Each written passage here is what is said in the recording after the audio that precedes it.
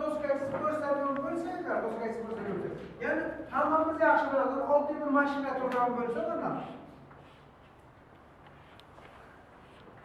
oddiy mashina turgan bo'lsa, agar bunga ko'p duch kelasan, bochkami yo boshqa bir og'ir narsadan bitalab boshqa yuklamoqchi bo'lsangiz, agar taxtaning uzunligi qancha uzun bo'lsa, agar boshqa yetalash uchun oson bo'ladimi, qiyin bo'ladimi? Oson bo'ladi, to'g'rimi? Taxta kalta bo'lsa-chi? Qiyin bo'ladi. Bu yerda erta dvigatelning parametrlarini o'zgartirishsa deganda shu ma'no kelib chiqadiki, endi bu yerda tezlikdan yutqazib, birovchi momentdan yo quvvatdan yutiladi.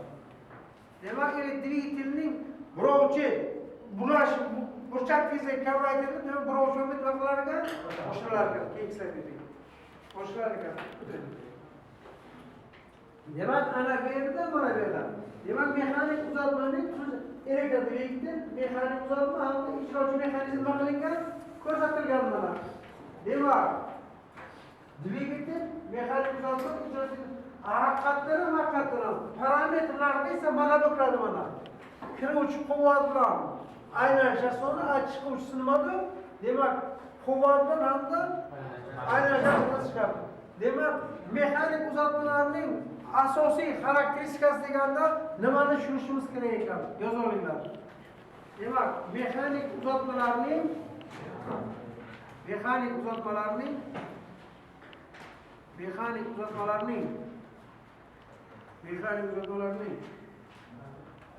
asosiy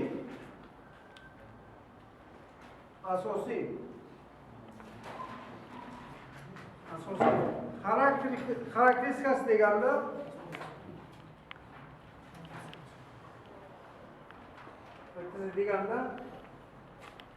demak, birinchi uzatiladigan quvvat, ikkinchisi tezkorlik. Demak, tezkorlikni yozganingizdan keyin qavsga yozib qo'ying. Valning aylanishlar soni, virgul valning aylanishlar chastotasi. Uchinchisi uzatishlar nisbati yoki uzatishlar soni. Uzatishlar nisbati yoki uzatishlar soni.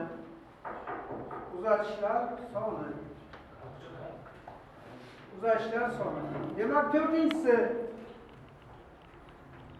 foydali ish kayfiyati.